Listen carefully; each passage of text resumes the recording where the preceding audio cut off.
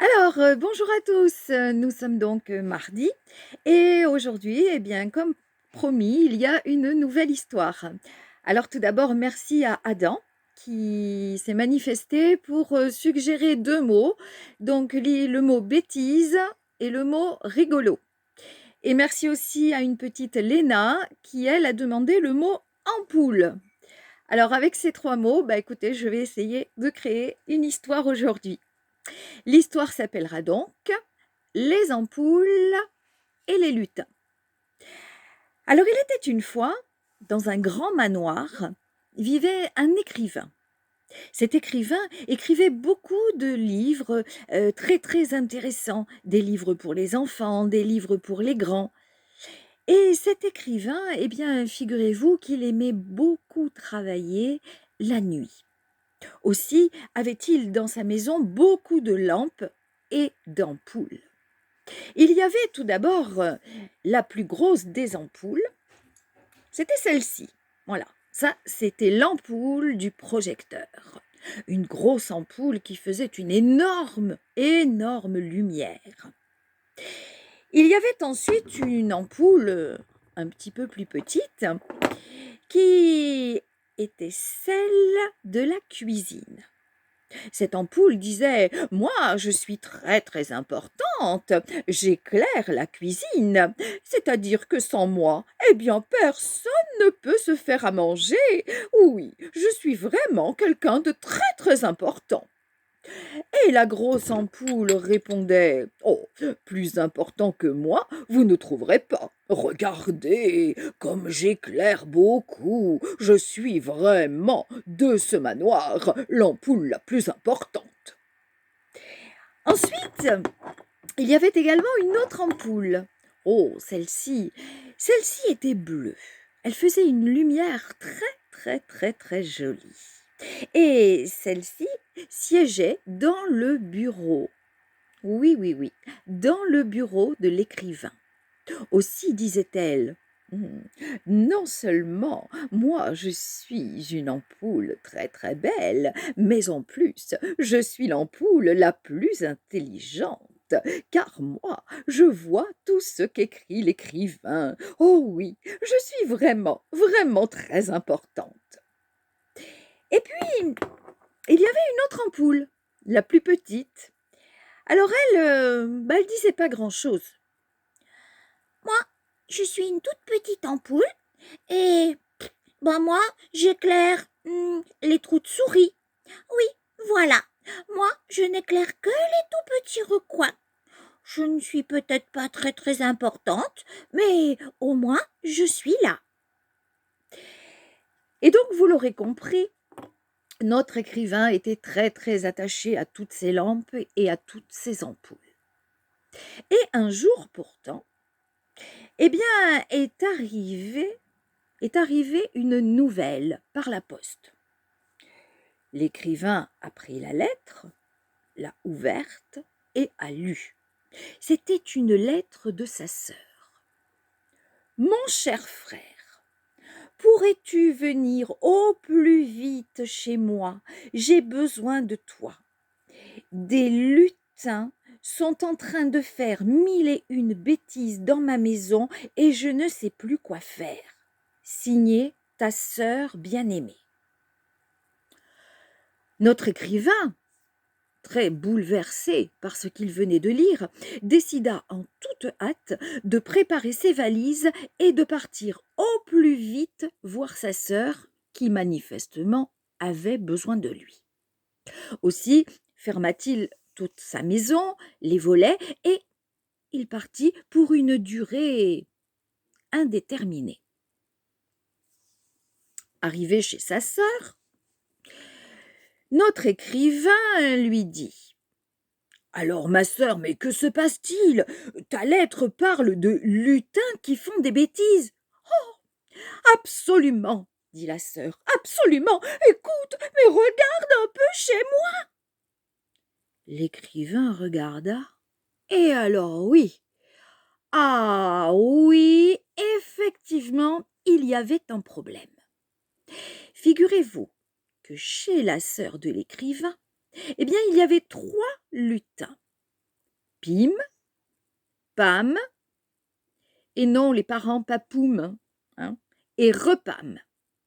Pim, Pam et Repam étaient 3 lutins rigolos qui ne faisaient que faire des sottises. Il y en a un qui sautait sur les lits, l'autre venait d'attraper le chapeau de l'écrivain pour le cacher dans le four, le troisième venait d'attraper les clés de l'écrivain pour les cacher dans le pot de fleurs, et l'écrivain dit « Mais qu'est-ce que c'est? Mais qu'est-ce qui se passe ici ?» Qui est le responsable des lutins? Pim s'avança. « C'est moi. » Très bien.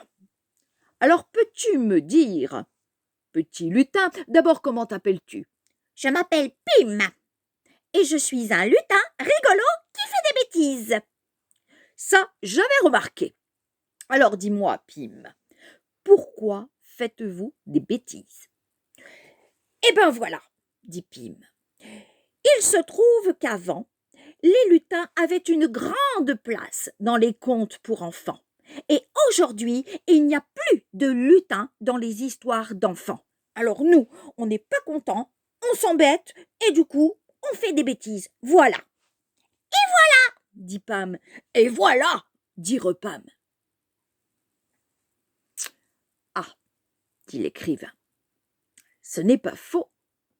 Il y a bien longtemps que j'écris des livres pour les enfants, et il y a bien longtemps que je n'ai plus raconté d'histoires de lutins dans mes livres. Oui, oui, oui. Eh bien, voilà ce que je vous propose. Écoutez-moi bien, les lutins, Pim, Pam et Repam. Je vous propose que vous arrêtiez de faire des bêtises chez ma sœur, et moi, eh bien, je vous mets en vedette de mon prochain livre pour enfants, et il s'appellera « Les lutins rigolos qui font des bêtises ». Pim, Pam et Repam se concertèrent, discutèrent et tombèrent d'accord pour dire que oui, effectivement, l'échange était intéressant et qu'ils s'engageaient à arrêter toutes les bêtises chez la sœur de l'écrivain, en échange, bien sûr, d'être les prochaines vedettes de son livre. Le problème étant réglé, les petits lutins décidèrent quand même de ranger la maison qu'ils avaient mis sans dessus-dessous et proposèrent à la sœur de l'écrivain de rester avec elle afin de continuer à la faire rire. Elle fut d'accord et tout est rentré dans l'ordre. L'écrivain a donc décidé de rentrer chez lui. Lorsqu'il est arrivé, il a voulu allumer la lumière et là, pas de lumière. Bon, mais que se passe-t-il? L'écrivain a dévissé la grosse ampoule du projecteur et il lui a dit « Eh bien, que se passe-t-il, grosse ampoule? Tu ne marches plus ?»« Non.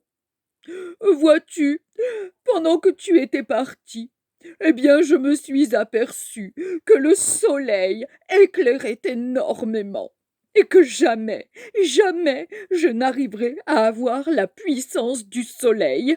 Alors, eh bien, je me suis découragée et pouf, je me suis éteinte. » Oh, mais c'est terrible!